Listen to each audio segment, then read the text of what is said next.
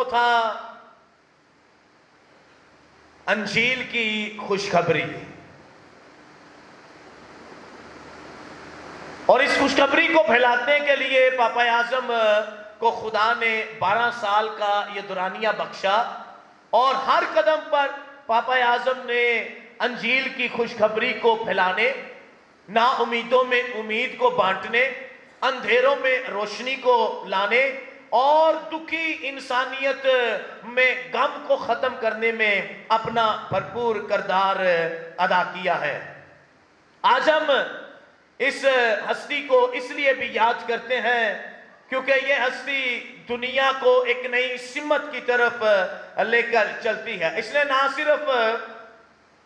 अपने स्टेट में यह काम किया बल्कि पूरी दुनिया में मौजूद तमाम तर सदर साहबान को एक नई मंजिल की तरफ, एक नई राह की तरफ और बनीनो इंसान को कबूल करने की तरफ बढ़ाया, ताकि आपके मुल्क में आने वाला कोई भी मुसाफिर है, कोई भी अजनबी है, उसे आप ऐसे ही कबूल करें जैसे आप अपने मुल्क के बाशिंदे को कबूल करते हैं। और अगर आप पापा आजम के इन इक़दामात को देखें तो आप ये सारे इक़दामात कलाम मुक़द्दस में बखूबी जान सकते हैं, जो पुराने अहदनामे से नए अहदनामे का एक सफ़र है। और पापा आजम ने अपने 12 सालों में कलाम मुक़द्दस के पुराने अहदनामे से नए अहदनामे तक का सफ़र करने की कोशिश की और उसे पूरा किया भी, ताकि लोग यीशु मसीह के उस चेहरे को देख सके जो कि रहीम और मेहरबान खुदा की अक्कासी करता है, जो कि माफ करने की अक्कासी करता है, जो कबूल करने की अक्कासी करता है और जो हर एक को अपनी बादशाही में कबूल करता है। मैं इसको मुक़द्दस मत्ती की अंजील से बयान करूंगा, जहां पर यीशु मसीह कहता है, ऐ सब थके मांदो और बोझ से दबे हुओ, शाबाश, हाँ, मेरे पास आओ, मैं तुम्हें आराम दूंगा। पापा आजम ने अपनी जिंदगी में इन कामों को ऐसे ही निभाया ताकि जो कोई खुदा की तरफ या जो कोई अपने ईमान में आगे बढ़े वो अपने ईमानी जिंदगी का तजर्बा करने वाला बन सके, वो खुदा की मेहरबानी का तजर्बा कर सके, वो खुदा की बरकत, खुदा की उल्फत, उसकी चाहत का तजर्बा कर सके और इस चाहत को, इस कबूलियत को दूसरों के साथ बांटने वाला बन सके।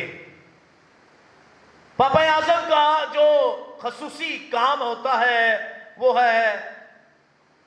मसीही ईमान के फरोग के लिए काम करना, जिसमें मुख्तलिफ अशकाल या मुख्तलिफ शक्लें देखी जाती हैं। यह वर्ल्ड लीडर के तौर पर भी हमारे सामने नजर आता है, यह सोशल जस्टिस के तौर पर भी हमारे सामने नजर आता है, इंटरफेथ डायलॉग के जरिया से मसीही ईमान को फैलाते हुए नजर आता है, यह सोशल जस्टिस और ह्यूमन राइट्स के जरिया से मसीही ईमान को फैलाते हुए नजर आता है, यीशु की तालीमात को वह बयान करते हुए नजर आता है, ये आने वाले उन परदेशियों को कबूल करते हुए, माइग्रेंट्स को, रेफ्यूजीज को अपने यहाँ कबूल करने, उन्हें पनाह देने, उन्हें जिंदगी देने, उन्हें जिंदगी की नई उम्मीद देने, उनके साथ जिंदगी को गुजारने, उन्हें यीशु मसीह अता करने और उन्हें दी गई यीशु की तालीमात उन्हें बयान करते हुए भी हमें नजर आता है। पापा आजम वो फ्रांसिस ने अपने इन 12 सालों में और ख़ास तौर पर अपने इन आखिरी लम्हात में दो बड़े जो काम किए वो थे माइग्रेंट्स और रेफ्यूजीज को कबूल करना और दूसरा गरीबों और वहां पर जहां पर नाइंसाफी है वहां पर अपनी आवाज को बुलंद करना। ये दो बड़े काम पापा आजम ने अपने इस रखलत करने से पहले किए और इन्हें करके दिखाया, और इसमें उन्होंने बेशुमार ममालिक के सदर साहबान को भी दावत दी कि वो भी अपने अपने मुल्क में होने वाली ये गुर्बत या नाइंसाफियों की तरफ गौर खोस करें, ताकि हर कोई इंसान अपने अपने ईमान के मुताबिक जिंदगी गुजारने वाला बन सके, आजादाना तौर पर जिंदगी गुजार सके, और उसकी जिंदगी खुदा की दी गई तालीमात और अपने अपने मज़हब के ईमान के मुताबिक जिंदगी गुजारना बेहद जरूरी है। इन 12 सालों में 12 ऐसे इकदामात पापा आजम ने उठाए जो हाल ही में बयान किए गए थे और जिसे आज भी दुनिया याद करती है। पहला मैंने बताया अंजील की खुशखबरी जो 2013 ही में पापा आजम ने बयान किया। दूसरा, पापा आजम ने रोम से बाहर एक पहला अपना ट्रिप रखा जिसमें उन्होंने गरीबों के साथ मुलाकात की और उन्हें उम्मीद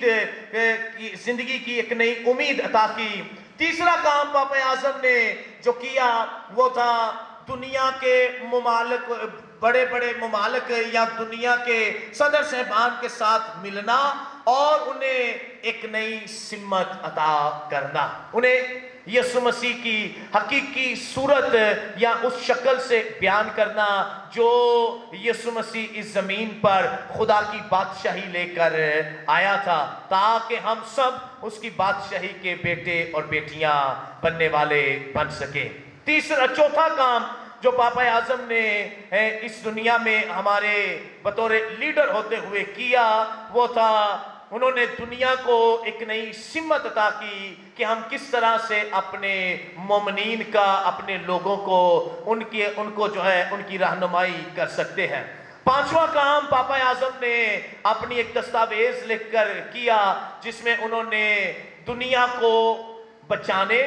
और इस दुनिया को आने वाली नस्ल को पेश करने का काम किया, और यह दस्तावेज का नाम लौदातो सी था, जिसमें उन्होंने कहा कि हमें खुदा की बनाई हुई चीज़ों की हिफाजत करना ज़रूरी है ताकि हम इन्हें अपनी आने वाली नस्ल को पेश करने वाले बन सकें, अपने खुदा को आने वाली नस्ल को बता सकें कि हमारा खुदा ऐसे मौजूदात करने वाला खुदा है, हमारा खुदा ऐसे ऊंचे और पहाड़ों और इन दरियाओं को बनाने वाला खुदा है। पापा आजम ने इस बात पर जोर दिया कि हम खुदा की बनाई हुई चीजों की हिफाजत करें ताकि हम इसे अपने बाद के आने वाले लोगों के साथ बांटने वाले बन सके। छठा काम जो पापा आजम ने किया वो था परदेशियों के साथ खुद सफर करना शुरू किया, उनकी दर्द को महसूस किया। वो लोग जो एक मुल्क से दूसरे मुल्क जाया करते थे उनकी दर्द को महसूस किया और उस दर्द को उस मुल्क के सदर साहबान के साथ मुतारफ करवाया ताकि वो भी इंसानी दर्द को महसूस करते हुए अपने अपने उन अदारों से बाहर निकलकर इन लोगों के साथ जिंदगी गुजारने वाले बन सके। सातवां काम जो पापा आजम ने किया वो था अमन का पैगाम जो उन्होंने सूडान में पेश किया ताकि दुनिया में अमन, सुलह, सलामती फैलाई जा सके। आठवां काम पापा आजम की तरफ से जो किया गया वो था नौजवानों की आवाज को सुनना, उनके इरादों को सुनना, उनकी ईमानी जिंदगी को सुनना, उनकी ईमानी जिंदगी को मजबूत करना ताकि वो हमारे आने वाले मुस्तकबिल के मसीही मुमार बनने वाले बन सके, हमारे मसीही कौम को पेश करने वाले बन सके, हमारी मसीही कौम का बेड़ा उठाने वाले बन सके। उन्होंने नौजवानों की आवाज़ों को सुनना शुरू किया। नौवां काम जो पापा आजम ने किया वो था इस दुनिया में चलने वाला जो दौर है इंटरनेट का दौर, उस दौर में दाखिल होकर उसी दौर के लोगों के साथ बातचीत की ताकि इसके जरिया से दूसरों तक पहुंचा जा सके। वहां तक जहां तक किसी की रसाई नामुमकिन है वहां तक उनकी रसाई करवाई, ताकि जहां तक भी मुमकिन हो खुदा का कलमा कलाम पहुंचाया जा सके। 10वां काम जो पापा आजम ने किया वो था कोरोना वायरस के बाद दुनिया को वापस उसी हालत में लेकर आना जहां से दुनिया कोरोना वायरस में गई थी, और इसको बेहतर तौर पर पेश करने की कोशिश की ताकि दुनिया उस खौफ से, उस डर से बाहर निकल सके जहां से जिस खौफ में वो डाली गई कि अब जिंदगी का खात्मा है। लेकिन पापा आजम ने यीशु मसीह की उस जिंदगी को हमारे सामने पेश किया जिसे हमने हाल ही में मनाया था, यीशु मसीह का मुर्दों में से जी उठना, जिंदगी की नई उम्मीद, जिंदगी को नए तरीके से जीना। जिंदगी को अगर हम बदनी तौर पर जी सकते हैं तो यीशु मसीह ने जी उठकर इस बात का ऐलान किया कि हम जिंदगी को रूहानी तौर पर या जलाली तौर पर भी इस जिंदगी को जिया जा सकता है। ये पापा आजम के चंद ऐसे इकदामात हैं जो उन्होंने अपने इस जिंदगी में या पापायत के इस दौर में किए, और आज हम बतौर कलीसिया इस गम में शरीक होने के लिए आए हैं। बतौर कलीसिया एक रूहानी पेशवा या अपने रूहानी बाप के चले जाने के दुख में खुदावंद अपने खुदा की हजूरी में आए हैं। और आज मैं इस इबादत में आकर जब यहाँ पर ये मोमबत्ती और फूल की ये रस्म अदा की जा रही थी तो एक बात ज़हन में आ रही थी कि ये बंदा कोसों दूर हमसे बैठा,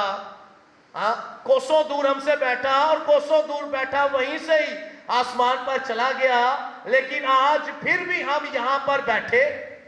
इसे याद करते हैं। इसने ना हमें कभी आकर देखा, इसने ना हमें कभी आकर ये हमसे मिला, लेकिन ये एक ऐसा रूहानी रबत,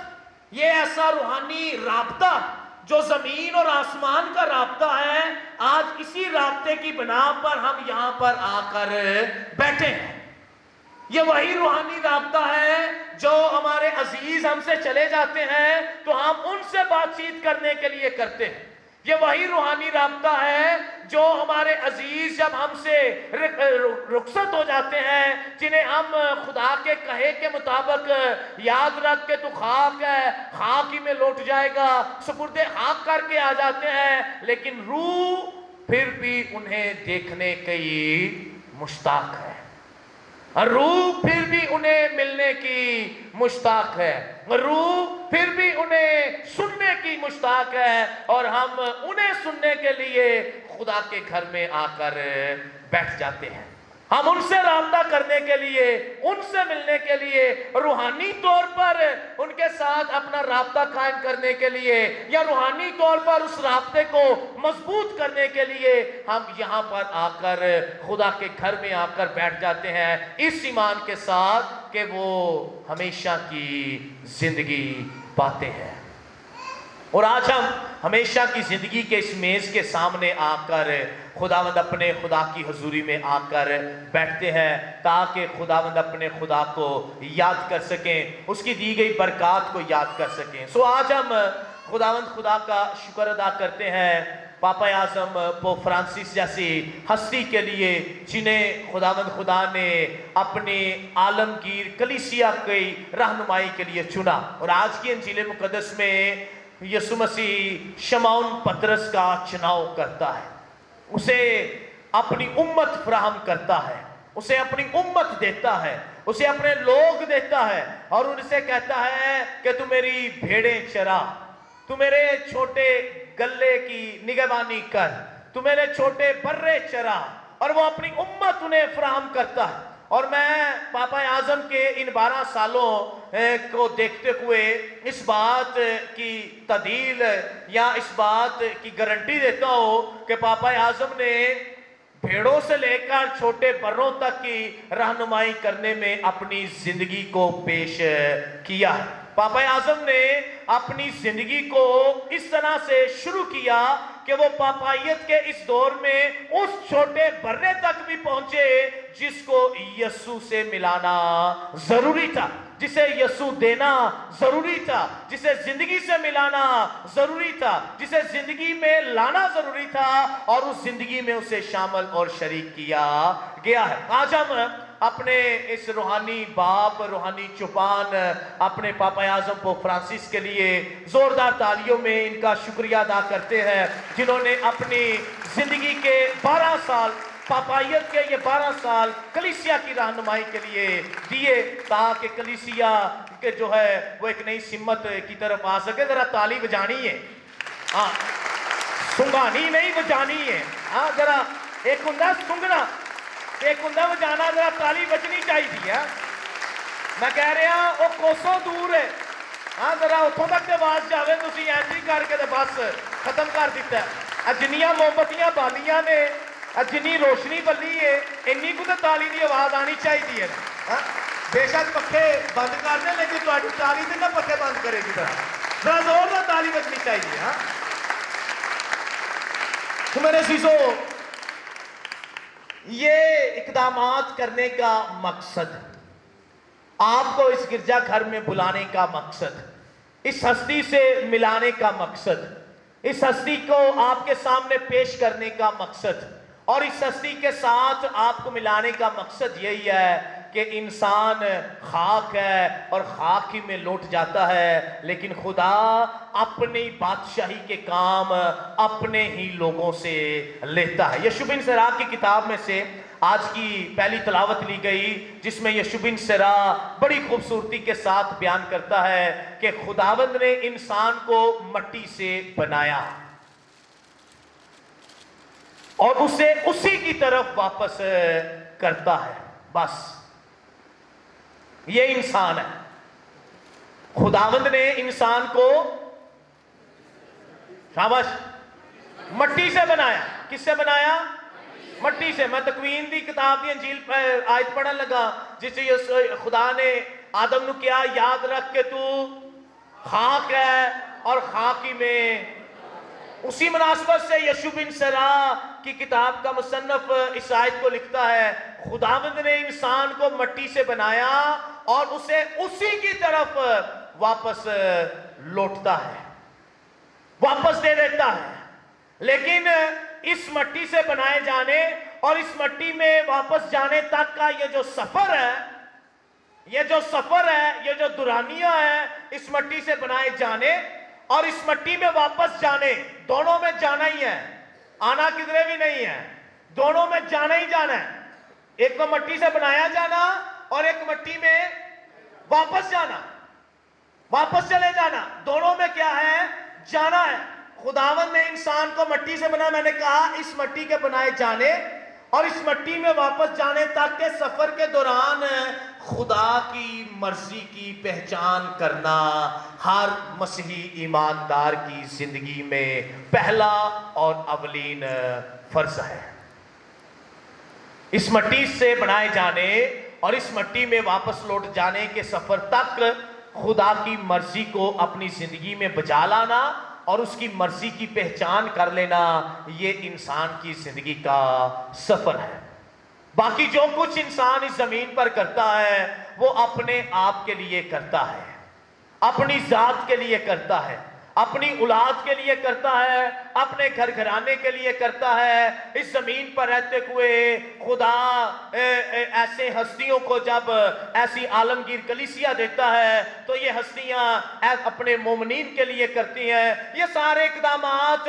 खुदा की तरफ बढ़ने, खुदा की तरफ जाने, खुदा की मर्जी को पहचानने में हमारी मदद और रहनुमाई करती हैं। और आज हमें खुदा का कलमा कलाम इसी बात की तरफ आने की दावत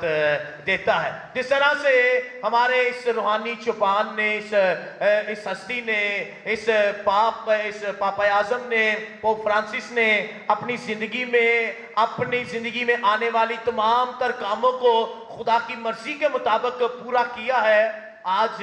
आप सबों को, हम सबों को खुदा की इस मेज के गिर्द इकट्ठा करने का मकसद भी यही है कि हम भी इस हस्ती की तरह अपनी अपनी जिंदगियों में खुदा की मर्जी को पहचानने वाले बन सके। इस पहचान को करने का मकसद खुदा की बादशाही के बेटे और बेटियां बनना है। इस पहचान को करने का मकसद खुदा के फर्जंद बनना है, क्योंकि पौलुस रसूल आज की दूसरी तलावत में रोमियो के नाम खत में इस बात को बयान करता है कि हम जीते हैं तो मसीह के लिए जीते हैं, हम मरते हैं तो मसीह के लिए ही मरते हैं, ताकि उस जिंदगी में शामिल किए जा सके जिस जिंदगी में बाप ने अपने बेटे को शामिल और शरीक किया है। सो मेरे शिष्यों, आज यहां पर आने का मकसद अपनी अपनी जिंदगियों की पहचान करना है। खुदा हर इंसान की जिंदगी में अपनी मर्जी को पूरा करता है, और आज जिस सफा पर हम आकर बैठे हैं, आज जिस जिंदगी के मोड़ पर हम आकर बैठे हैं, यही जिंदगी की हकीकत है। ना इससे आगे जिंदगी है, ना इससे पीछे जिंदगी है, यही जिंदगी की हकीकत है। और अगर हमेशा की जिंदगी है तो यहीं से शुरू है। उसने अपने बेटे को 3 दिन बाद मुर्दों में से जिंदा किया, जो इस बात की अलामत है कि खुदा के पास जिंदगी है, और जिस बात का ऐलान यीशु मसीह ने भी किया कि हमेशा की जिंदगी मैं हूं, जो कोई मुझ पर ईमान लाता है हलाक ना होगा बल्कि हमेशा तक जिंदा रहेगा।